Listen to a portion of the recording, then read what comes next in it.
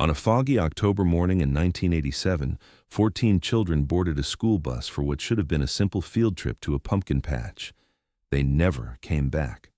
For 38 years, their fate remained unknown until a construction crew in Redwood County made a discovery that would shock everyone, including the one person who had been waiting for this moment. October 12, 1987, Millbrook, Pennsylvania. The yellow school bus numbered 31 sat idling outside Riverside Elementary at 8:45 a.m. 14 third and fourth graders climbed aboard, lunchboxes and permission slips in hand.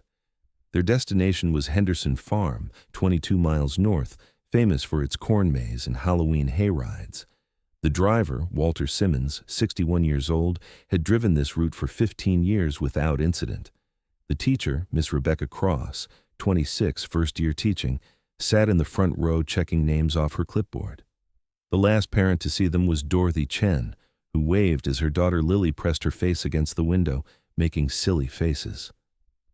Dorothy would remember that moment for the rest of her life, her daughter's smile, the foggy glass, the way the bus lights disappeared into the morning mist. By 4 p.m., when the bus hadn't returned, the first calls came in. By 6 p.m., state police had launched a search. The bus had simply vanished somewhere between Millbrook and Henderson Farm. The route was direct, mostly highway, one turnoff onto rural Route 49. No accidents reported, no debris, no skid marks. The bus had been seen at 9:20 a.m. at a Texaco station where Walter had stopped for gas. The clerk, Jimmy Ross, remembered because one of the kids had bought candy with exact change, counting out pennies. After that, nothing. It was as if the bus had driven off the edge of the earth, but here's what made investigators pause. 3 different drivers reported seeing the bus that morning, but their accounts didn't match. One said it was heading north on Route 49. Another swore it was going south. A third claimed he saw it parked on an old logging road near Decker's Bridge. When police checked that road, they found fresh tire tracks but no bus. The tracks ended at a wall of trees, as if the vehicle had simply passed through solid wood. The search expanded. Helicopters, dogs, hundreds of volunteers walking grid patterns through the Pennsylvania woods. They dragged Millbrook Reservoir, checked every barn and abandoned building in a 50-mile radius. The media called it the largest search in state history. But after 3 weeks, with winter approaching and no new leads, the official search was called off. The case went cold. 14 children, 1 teacher, 1 driver, 1 bus, gone without explanation. Detective Ray Hoffman kept the case active for 10 more years before retiring. In his final report, he wrote one line that haunted everyone who read it. The evidence suggests they never intended to reach the farm. He discovered that Walter Simmons had withdrawn his entire savings, $8,000, the morning of the trip. And Rebecca Cross had packed not just for a day trip, but had cleaned out her apartment, leaving only furniture behind. But where would a first-year teacher and an aging bus driver take 14 children? And why? March 15th, 2025. Redwood County, 40 miles from Millbrook. A crew breaking ground for a new warehouse hit something solid 40 feet down. The operator, Miguel Santos, thought it was bedrock. But when he repositioned and scraped again, he saw metal and glass. Then, that faded yellow paint. It took 6 hours to fully excavate. The bus was buried vertically, nose down, in what had been a natural sinkhole later filled with concrete and earth. Someone had deliberately hidden it. Sheriff Patricia Cole arrived as they were cutting through the emergency door. The smell hit first, stale air, rust, something chemical. She shined her light inside. The seats were empty, but the aisle was littered with backpacks, lunchboxes, a teacher's clipboard still holding that attendance sheet, 14 names, all checked. But on the back window, written in what looked like red crayon, "We went down instead of up." The forensics team worked through the night. No human remains, no blood, no signs of violence. But they found something else. Under the back seat, wrapped in plastic, a cassette recorder and 3 tapes. The first tape was damaged beyond recovery. The second contained only static. But the third, labeled Day 4 in Walter's handwriting, still played. His voice was calm, almost resigned. "The children are safe. Miss Cross knows what she's doing. We're following the protocol. They said someone would come for them. I hope we made the right choice."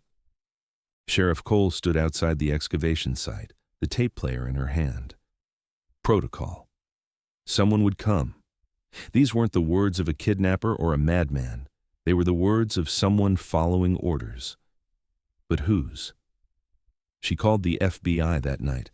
What she didn't expect was for them to already have a file on Riverside Elementary, sealed since 1987, classified under something called Project Shepherd.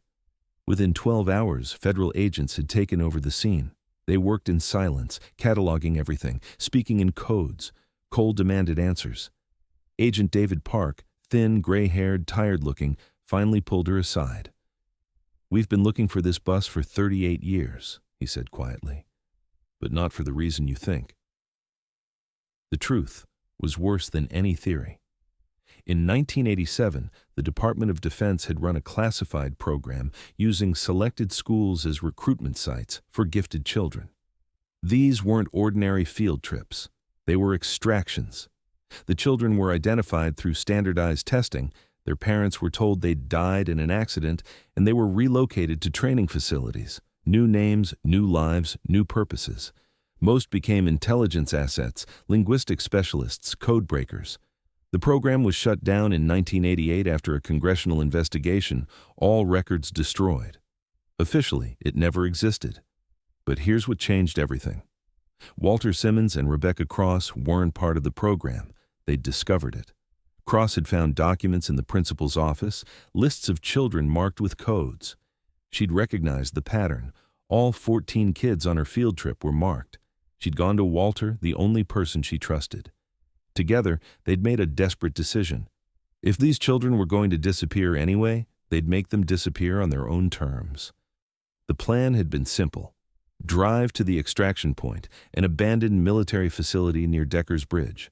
But when they arrived, instead of government vehicles, they found an empty compound and signs of hasty evacuation. The program had been compromised. Someone had leaked it. The extraction was canceled, but nobody had told Walter and Rebecca. They waited 3 days. Then, panicking, Walter had made a choice. He'd driven the bus into the sinkhole he knew from his childhood, planning to come back, but something had gone wrong. The sinkhole had collapsed deeper than expected, the bus had wedged vertically, and they'd been trapped. But where were the bodies? Where were the children? Agent Park showed Cole another piece of evidence, a photograph from 1992 taken at a youth shelter in Ontario, Canada. 14 children, approximately the right ages, no memories before 1987, all given the last name Sherman. They'd appeared at the shelter over the course of 1 week, brought by different people who'd vanished immediately after. The shelter had operated for 6 years before closing. The children had been adopted out, scattered across North America. Their records had been sealed, then lost in a fire in 2001. Cole stared at the photo. The faces were older, different, but something in the eyes was familiar. "You think these are our kids?" Park nodded.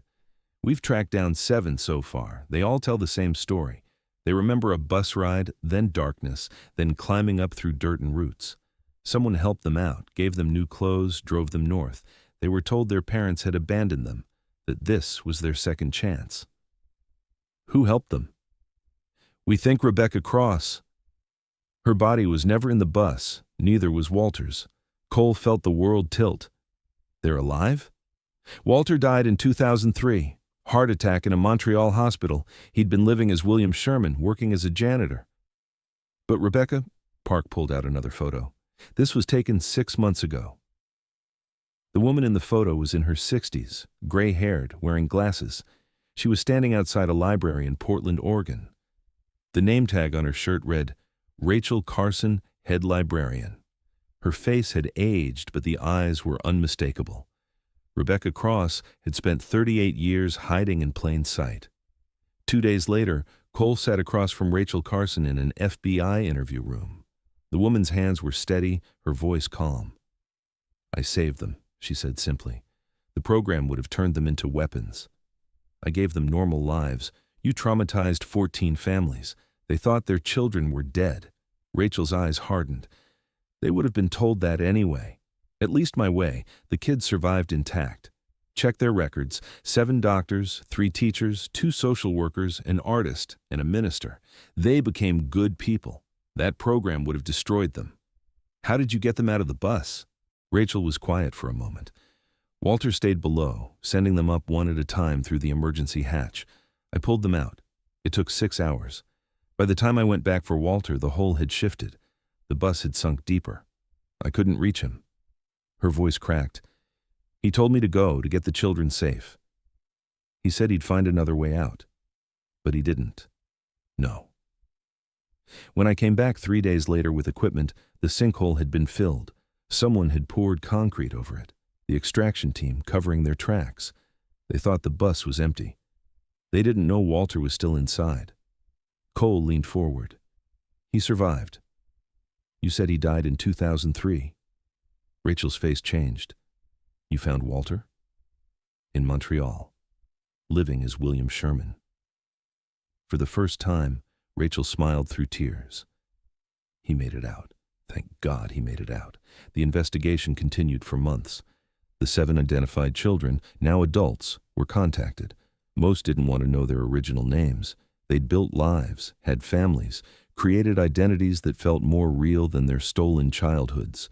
But 3 chose to meet their biological families. The reunions were painful, complicated, full of questions that had no good answers. One of them, Dr. Michael Torres, formerly Tommy Hayes from Millbrook, stood at the edge of the excavation site where the bus had been removed. He was 45 now, a pediatric surgeon in Seattle. He'd been 7 on that field trip. I remember the darkness, he said to Cole, and then someone lifting me up toward light, a woman's voice saying, "You're safe now, sweet boy. You're safe." I thought she was an angel. That was Rebecca Cross, your teacher. Michael nodded slowly. She saved us from something, didn't she? Something worse than disappearing. Cole didn't answer. The Project Shepherd files were still classified. The families would never know how close their children had come to becoming government assets, shaped and molded for purposes they'd never understand.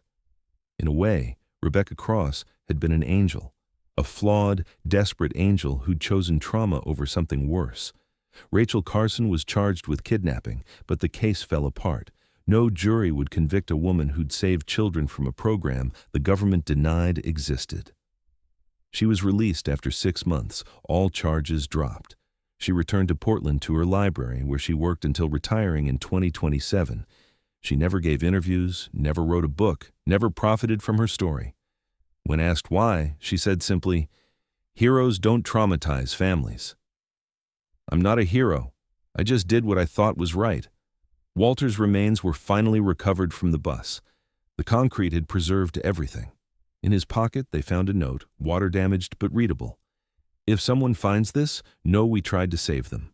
Tell Dorothy Chen her daughter is safe. Tell all the parents their children are alive. We're sorry for the pain, but not for the choice. Some field trips don't go where they're supposed to. Sometimes that's a mercy. Lily Chen, now doctor, Lillian Sherman, visited her biological mother Dorothy once. They sat in Dorothy's kitchen, 2 strangers connected by DNA and nothing else. Dorothy showed her photos from before, birthday parties, first day of school, Christmas morning.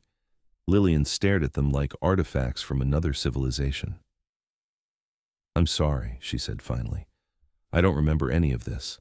Dorothy reached across the table, touched her daughter's hand. But you're alive. You're successful. You're happy. Lillian nodded. I had a good childhood. Different, but good. Then that's enough, Dorothy said, though her eyes said otherwise. The excavation site was filled in, turned into a memorial park.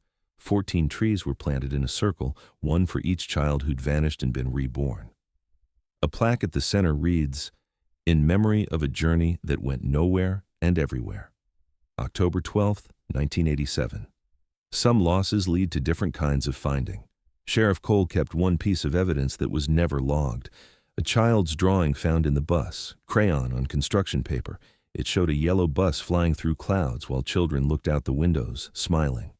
At the bottom, in careful first-grade printing, "Our bus goes to heaven and back." She framed it, hung it in her office. Sometimes visitors asked about it. She'd tell them it was drawn by a child who disappeared for 38 years and came back as someone else. They usually assumed she was speaking metaphorically. She never corrected them. Some truths are too strange for casual conversation. Some field trips never really end. The last official report noted that of the 14 children, 7 were identified and chose to maintain their adopted identities, 4 were located but refused contact, and 3 remained missing. But Rachel Carson, in her only statement to Cole off the record, said something different. All 14 made it out. All 14 survived. Some just chose to disappear completely. And honestly, after what they almost became, who could blame them? The bus was scrapped, melted down, the metal recycled into other things. But Miguel Santos, the excavator operator who'd found it, kept one piece, a small section of yellow metal with part of the number 3 still visible. He made it into a keychain, carried it always. When asked why, he'd say, to remember that sometimes the things we bury don't stay buried, and sometimes that's exactly what needs to happen.